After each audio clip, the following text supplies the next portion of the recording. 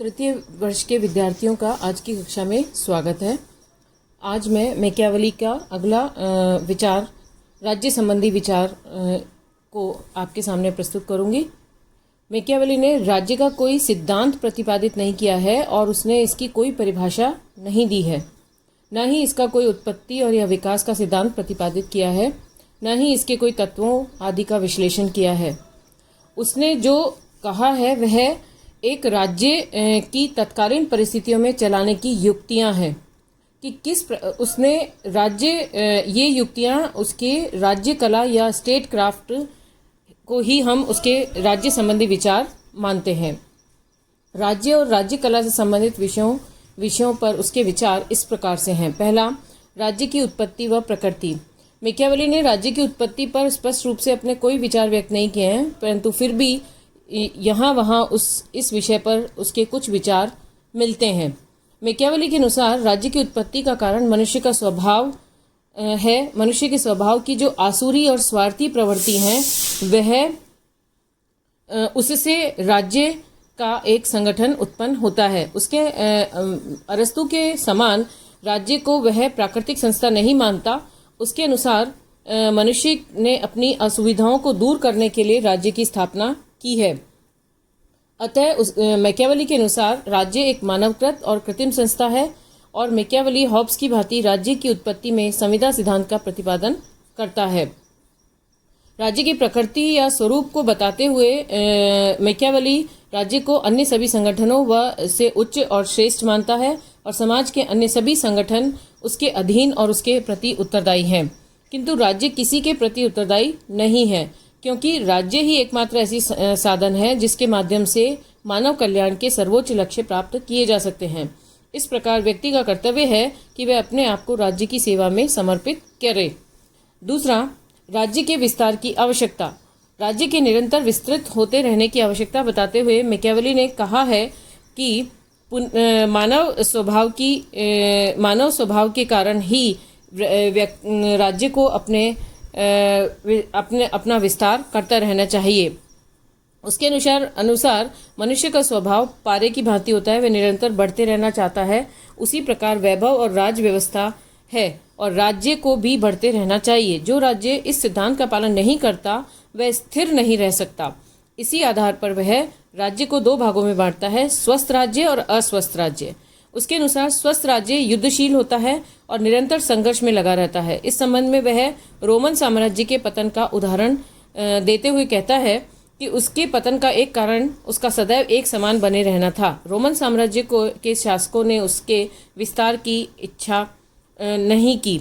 अतः प्रिंस और डिस्कोर्सेस में मैकियावेली इस बात पर बल देता है कि राज्य के अधिकृत प्रदेश को निरंतर बढ़ाते रहने की आवश्यकता होनी चाहिए। मैकियावेली का इटली के एकीकरण का जो लक्ष्य था उसे दृष्टि में रखते हुए मैकियावेली ने इस प्रकार के विचार व्यक्त किए। तीसरा, राज्यों का वर्गीकरण और विभिन्न शासन प्रणालियां। मैकियावेली ने अपनी पुस्तक प्रिंस में यहाँ वहाँ फ्रांस, स्पेन, इंग्लैंड और सुदृढ़ एवं शक्तिशाली राजतंत्रों की प्रशंसा की है और यह इच्छा व्यक्त की कि इटली में भी सुदृढ़ राजतंत्र स्थापित होना चाहिए, जिसके द्वारा सभी नैतिक बंधनों से ऊपर उठकर इटली की एकता स्थापित की जा सके और उसे शक्तिशाली बनाने के प्रयास किए जा सके। मैकियावेली राजतंत्र को ही सर्वश्रेष्ठ शासन व्यवस्था मानता था, ऐसा नहीं है।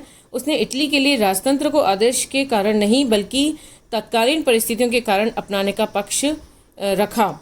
गणतंत्र की अपेक्षा राजतंत्र को ही इटली के लिए उपयुक्त मानने के उसके 3 कारण थे। वो ये हैं: लोगों का भ्रष्ट चरित्र, राज्यों में संपत्ति की असमानता और इटली की तत्कालीन व्यवस्था।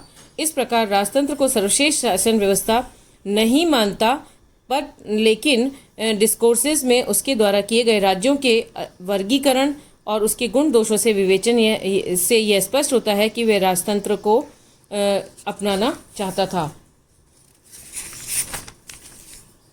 एथेंस और शासन तंत्रों तथा सरकारों का वर्गीकरण मैकियावेली ने इस उद्देश्य से किया कि आदर्श शासन कायम किया जा सके। उसके लिए आदर्श शासन वही है जो पूर्णतः सफल हो और जिसकी सत्ता मजबूत हो। इस क्षेत्र में अरस्तु के पथ का अनुसरण करते हुए उसने सरकारों को उनके शुद्ध और विकृत रूप मानकर 6 भागों में विभक्त किया। संख्या के आधार पर वह भी शासन का वर्गीकरण शुद्ध और विकृत रूप में करता है। शासन का शुद्ध रूप राजतंत्र, कुलीन तंत्र और वैध प्रजातंत्र।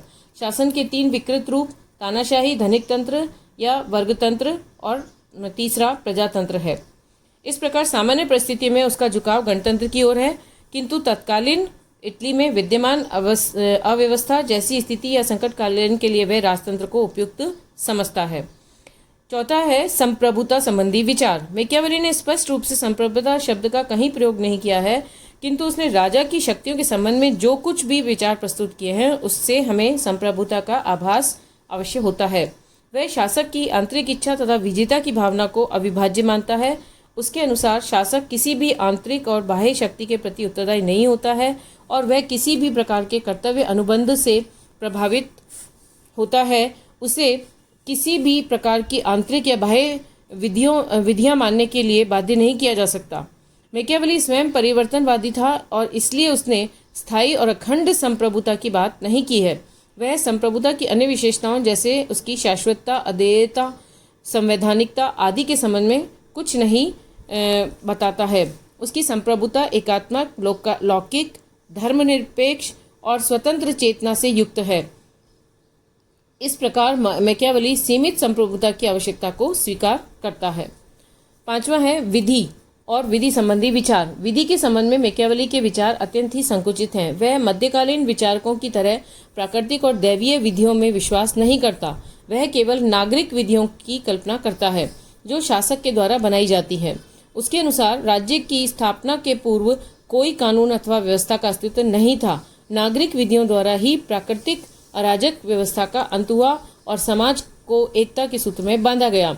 मैकियावेली के अनुसार विधि का स्रोत शासक ही है और इस प्रकार उसकी विधि संबंधी धारणा संकुचित किंतु निश्चित रूप से अधिक यथार्थवादी है।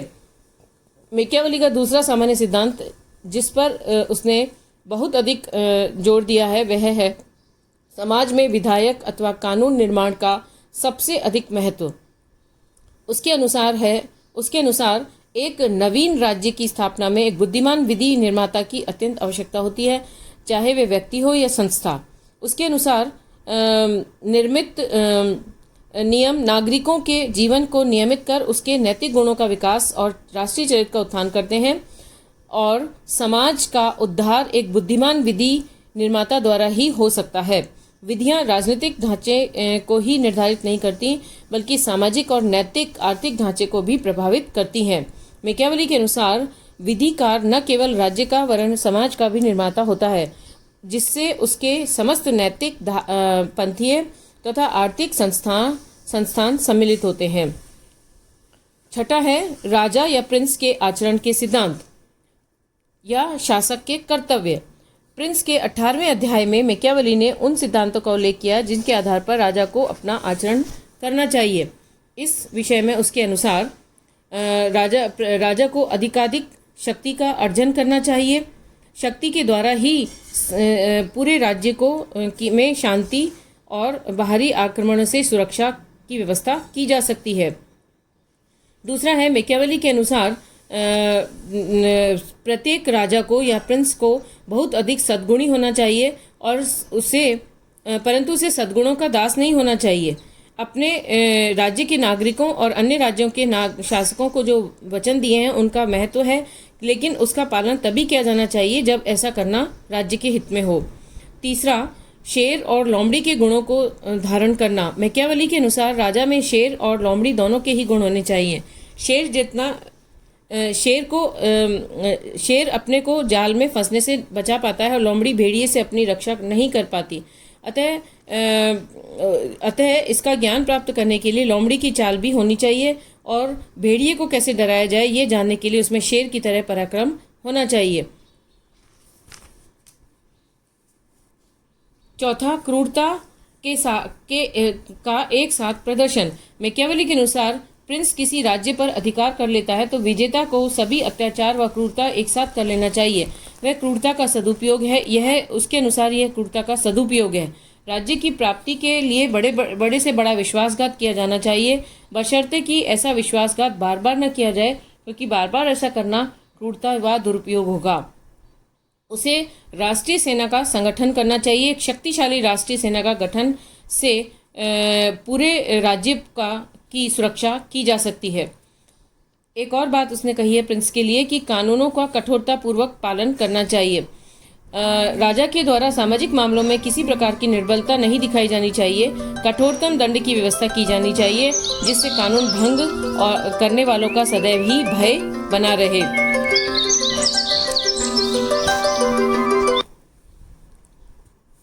इस प्रकार मैकियावेली के अनुसार राजा को नैतिक, अनैतिक, उचित, अनुचित, पंथीय, अपंथीय सभी उपायों के प्रयोग की अनुमति है और इस बात पर बल दिया गया है कि राजा का अंतिम उद्देश्य राज्य की प्रगति और समृद्धि है। इस उद्देश्य की प्राप्ति में प्रयुक्त किए जाने वाले सभी उपाय और साधन न्याय संगत और सम्माननीय हैं। इस प्रकार मैकियावेली द्वारा प्रतिपादित राजा के आचरण और कर्तव्य की धारणा को देखने से ऐसा लगता है कि वह यथार्थवादी विचारक है और उसके कथन यथार्थवादी हैं, अर्थात राजा में शेर की शूरता, लोमड़ी की चालाकी होनी चाहिए। यदि संभव है तो राजा को एक ही समय में अपना सौम्य और रौद्र रूप दोनों ही प्रदर्शित करने चाहिए। धन्यवाद।